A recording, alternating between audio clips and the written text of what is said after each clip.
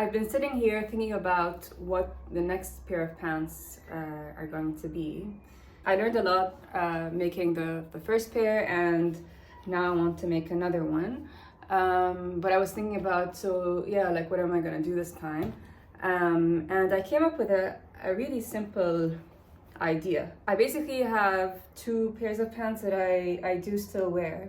I think I've had them for like 4 to 5 years, and they're both from the same brand, which means they have probably the same pattern. So what I'm thinking of doing is, so one is black and one is blue, and I kind of want to do this like mix and match where like one leg is blue, one leg is black, and then from the back it's also like inverse. I feel like it would look really cool, and because they're two pairs, it means I can make two pairs of this like blue and black jeans. I'm going to do one pair just like taking them apart, putting them back together, like mixing them together, and the other I want to see if I can add some like cool funky colors, maybe make them a little bit baggier, kind of add some fabric. The good thing is like I don't need to come up with a pattern. I don't need to kind of do much other than just ripping the seams and then sewing them back together. And I think it's really simple, and I hope it's as simple as I think it is.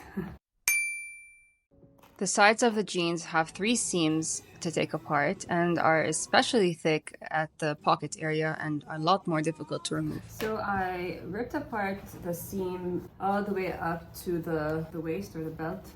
I'm going to try to take apart this piece from here, and without like cutting or like doing anything to the belt, so that I can then add the black piece and put the blue belt over the black piece. So then, which means that one pair of jeans will have a blue belt and the other pair of jeans will have a black belt. I don't know if this is called a belt or not, but it's the only word I can find for it. I studied university at a design school. So we learned, the basic, a general principle was, if you ever wanted to know how something works, or like specifically how to build something, you should take it apart, look at how it's put together to figure out how it was made, and then to figure out how you can make something similar. So if you wanted to make, for example, a backpack, you should get a backpack, take it apart, and figure out like how it was sewed together, and so now you know exactly how to make a bag. So now that I'm taking apart this pair of jeans, I'm realizing how interesting it is. Like the top of the jeans and the belt and the pocket and like the zipper, and you can see all the parts of how this pair of jeans was made, and I think that's really interesting. Now that I'm like taking this apart to put it back together in a different way to actually, use it and wear it, it's, I think, a very good opportunity for me to also figure out what the pattern of a pair of jeans like this is.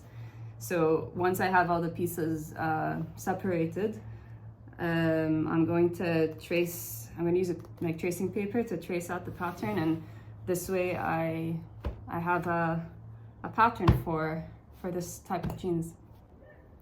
Okay, so I finished taking apart the first piece. I don't know, maybe like I'm nerding out right now, but it's just so interesting to see the little parts that come together to make a pair of jeans. This is what this one looks like. Look at this. Cool. To give you an idea of the look that I'm going for, this is what I'm going for. And then on the back would be black, and then on this back would be blue. Something like this. I think it's cool. I'm excited to continue. So something interesting. I'm almost done taking apart the black piece. When I opened up the zipper area, this zipper has a zipper end, and the ends of the zipper aren't exposed. They're like it was sewn this way, so you couldn't really see it from the inside the way that I the way that it was here. There is no zip end, and when it was sewn from this side, you could see the end of the zipper on the inside of the pants.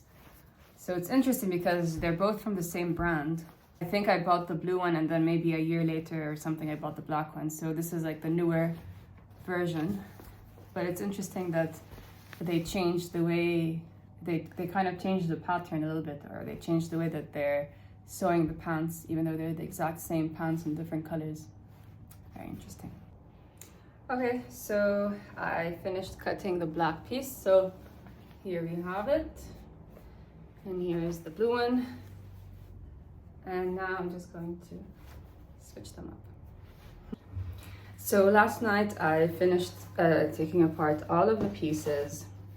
So now we have all of these taken apart, and what's left is something that looks like this from both pants.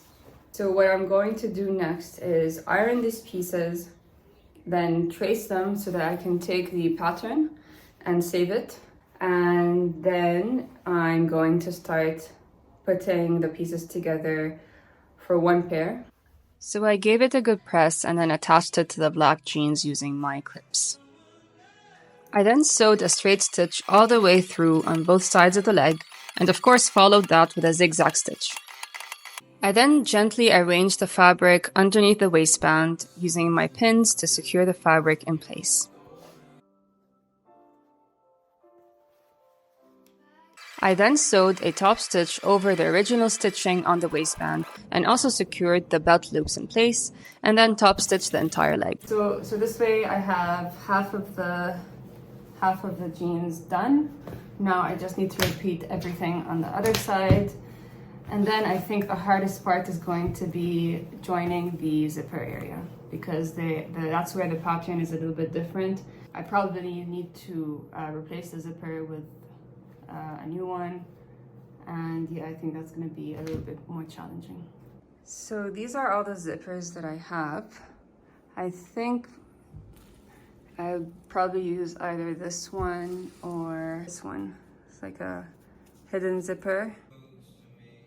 I ripped apart the seam around the zipper, literally, and then secured the new zipper in place using my pins.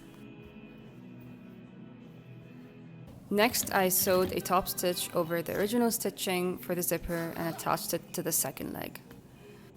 I then secured the zipper tab in place using my pins and used a similar colored thread to this orangey beige thread that they're using and stitched over the original stitch lines. I then top stitched the waistband over the second leg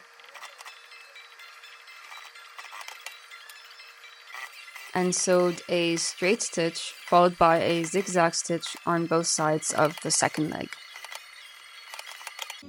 And finally, I added some finishing touches, such as going over all the belt loops and securing them in place, and top stitching the hems of both legs.